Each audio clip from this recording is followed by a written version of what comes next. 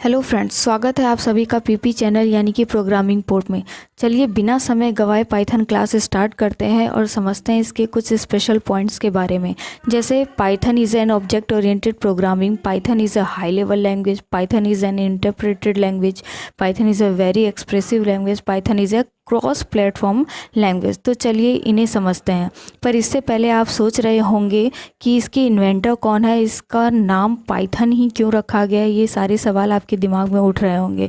तो चलिए आपके अंदर उठ रहे सारे सवालों के जवाब ढूंढते हैं। तो दोस्तों, पाइथन प्रोग्रामिंग लैंग्वेज को गाइडो वान रोसम ने फरवरी 1991 में इन्वेंट किया था। अब आप सोच रहे होंगे कि उन्होंने इसका नाम पाइथन ही क्यों रखा। क्योंकि पाइथन का नाम सुनते से हमारे अंदर रेप्टाइल क्लास का पाइथन आ जाता है, जो कि जंगलों में मिलते हैं और वो बहुत ही ख़तरनाक होते हैं।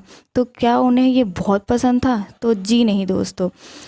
वो हुआ क्यों कि हमारे पाइथन इन्वेंटर मिस्टर गाइडो वान रोसम को बीबीसी चैनल का एक show Monte pythons flying circus बहुत पसंद था, इसलिए उन्होंने अपने पाइथन प्रोग्रामिंग का नाम ही पाइथन रख दिया।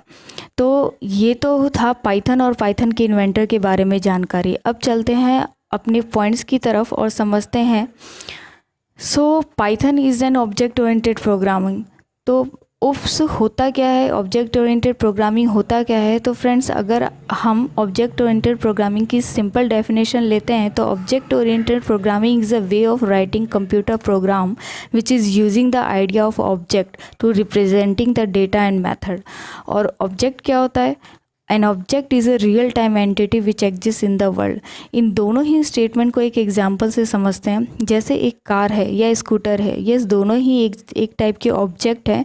और स्टीयरिंग व्हील, इंजन, जिनके अलग अलग फंक्शन होते हैं, इन्हें आपस में कंबाइन किया जाता है एक सिंगल ऑब्जेक्ट कार बनाने के लिए। वैसे ही पाइथन भी एक प्रोग्राम ऑब्जेक्ट बनाने के लिए अलग अलग फंक्शन और डेटा को आपस में बाइंड कर देता है।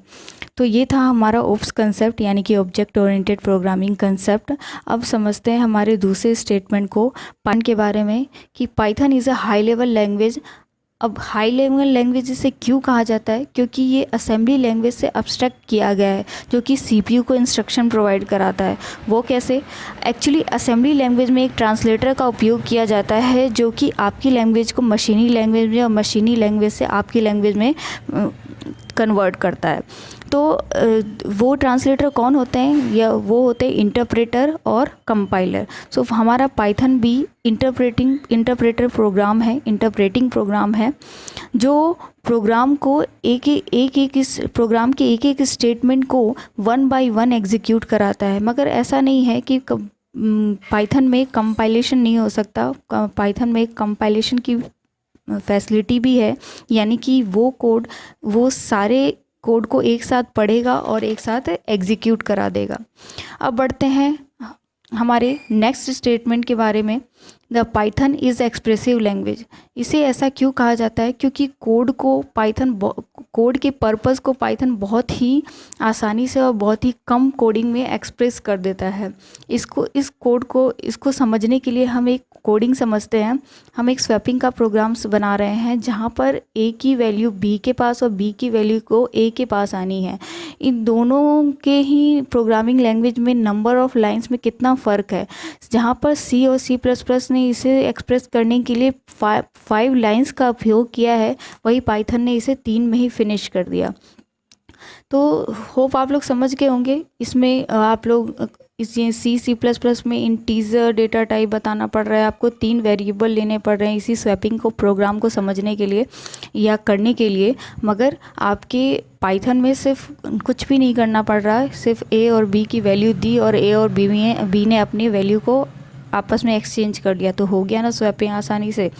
तो यही है एक्सप्रेसिव लैंग्वेज का फंडा। नेक्स्ट है हमारा लास्ट क्रॉस प्लेटफॉर्म। तो इसे क्रॉस प्लेटफॉर्म क्यों कहा जाता है? क्योंकि ये हर टाइप के ऑपरेटिंग सिस्टम जैसे विंडो, लिनक्स, यूनिक्स, मैकिन्टॉश पर बड़ी आसानी से रन हो सकता है। इसी वजह से इसे पोर्टेबल लैंग्वेज भी कहा जाता है। धन्यवाद दोस्तों, आज के वीडियो में बस इतना ही। अगर आपको और कुछ जानकारी चाहिए पाइथन के बारे में तो प्लीज़ मेरे चैनल को सब्सक्राइब करिए और बेल आइकन पर प्रेस करिए ताकि सारी इन्फॉर्मेशन आपके फ़ोन पे फटाफट आपको मिलती रहे।